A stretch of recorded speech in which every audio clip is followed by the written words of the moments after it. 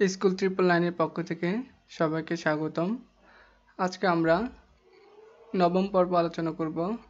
বিগত সালের কম্পিউটারে যে প্রশ্নগুলো এসেছিল বিভিন্ন পরীক্ষায়, সেখান থেকে কালেকশন করে আমরা প্রতিনিয়ত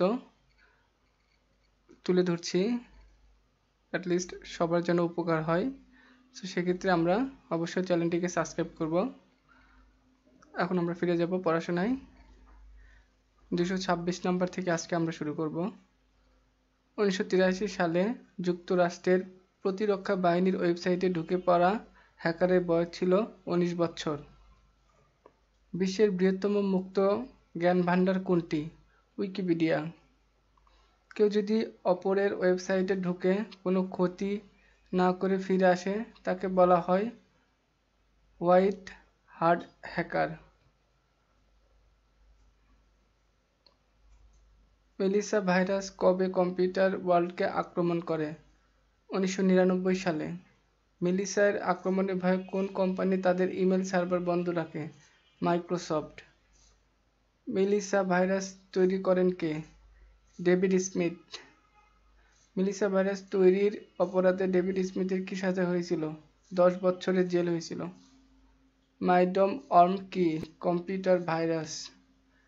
2004 সালে কোন কম্পিউটারের ভাইরাসটি সাইবার জগৎকে ব্যাপক ক্ষতি সাধন করেছে? মাইডম অর্ম। মাইডম অর্ম কম্পিউটার ভাইরাস একসাথে কয়টি কম্পিউটারকে আক্রমণ করে? 2,50,000। কেউ যদি অপরের ওয়েবসাইটে ঢুকে তার ওয়েবসাইটে এলোমেলো করে ফেলে তাকে বলে ব্ল্যাক হ্যাট হ্যাকার। অন্যের ওয়েবসাইটে গোপন অংশে অবৈধভাবে ঢুকে পড়াকে কি বলা হয়? হ্যাকিং।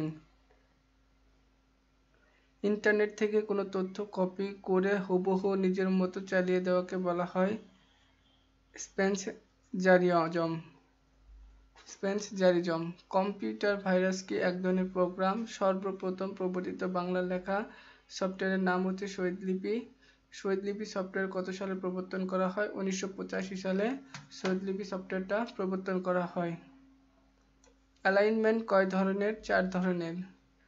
একটি কিবোর্ডে কয়টি ফাংশন থাকে? 12টি ফাংশন থাকে, F1 থেকে F12।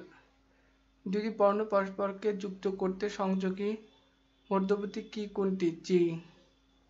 বাংলাদেশ কম্পিউটার কাউন্সিল অনুমোদিত বাংলা কিবোর্ড লেআউটের নাম হচ্ছে ন্যাশনাল কিবোর্ড। মাইক্রোসফট ওয়ার্ড চালুর সাথে সাথে স্বয়ংক্রিয়ভাবে কোনটি খোলে? নতুন ডকুমেন্ট। অব্র কত সালে প্রবর্তিত হয়? 2007 সালে অব্র প্রবর্তিত হয়। ইংরেজি ইউ বাটন দ্বারা বিজয় বাংলা কিবোর্ডে কি লেখা যায়? বর্গীয় জ এবং ঝ। উইকিপিডিয়া তৈরি করেন কে? সারা বিশ্বের মানুষ। উইকিপিডিয়া তৈরি করে সারা বিশ্বের মানুষ। ইন্টারনেট কি? 2 বা ততোধিক ভিন্ন স্ট্যান্ডার্ড এর নেটওয়ার্ককে মধ্যবর্তী সিস্টেম এর মাধ্যমে অন্তর্ভুক্ত হয়ে যে কানেক্টিভিটি তৈরি হয় সেটা ইন্টারনেট।